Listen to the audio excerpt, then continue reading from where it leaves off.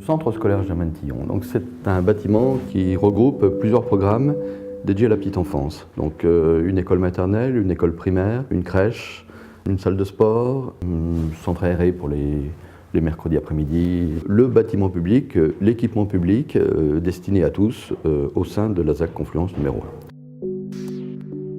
Le contexte particulier de l'implantation dans la ZAC Confluence était que ce bâtiment public s'implantait au sein d'un très grand nombre d'immeubles d'habitation qui font tous 6, 7, 8 étages de haut. Donc c'est-à-dire qu'on a un environnement général très très haut et nous on a un équipement public qui est forcément sur le rez-de-chaussée premier étage.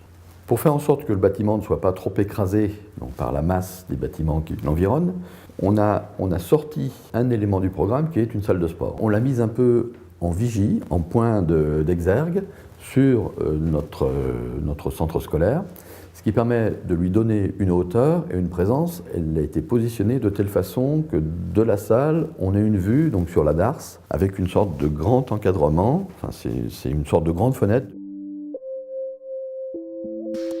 On devait essayer d'implanter une cour pour l'école maternelle, une cour pour l'école primaire et une cour pour la crèche.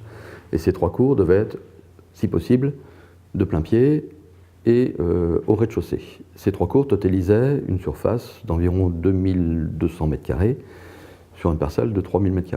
Pour régler donc cette problématique particulière d'implantation et de plein pied des différentes cours, on a effectivement proposé d'implanter l'école maternelle au rez-de-chaussée avec sa cour de plein pied, la crèche avec sa cour de plein pied également au rez-de-chaussée et d'implanter l'école primaire au premier étage avec la cour au premier étage. Donc ça nous amène à une mise en forme et une mise en volume un petit peu particulière puisqu'on a une cour au rez-de-chaussée, une cour au premier étage.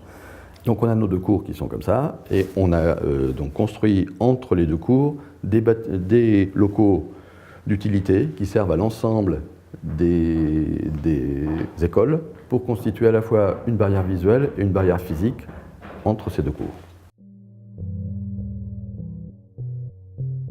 Il est réalisé en zinc, c'est du zinc pré-patiné, gris vert, tout en prenant en compte le fait que c'est un équipement scolaire destiné à la petite enfance, donc on voulait que la couleur et la vie elles soient à l'intérieur et non pas à l'extérieur.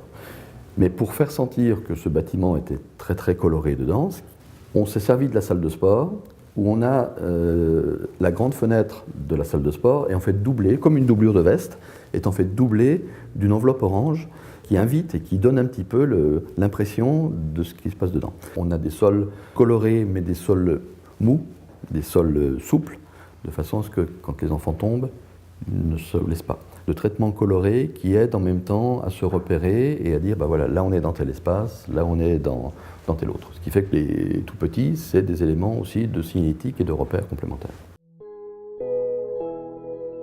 On a construit un grand mur végétalisé de pratiquement 7 mètres de haut qui assure une protection acoustique contre la voix tout en profitant d'une masse végétale aussi bien du côté voie ferrée que du côté cours de récréation. On a entièrement végétalisé donc les toitures terrasses, ce qui fait qu'on a l'impression d'une sorte de grande pelouse. Ces grandes pelouses contribuent à renforcer l'isolation thermique de la toiture puisqu'on a une épaisseur de terre qui fait une couche d'isolation complémentaire.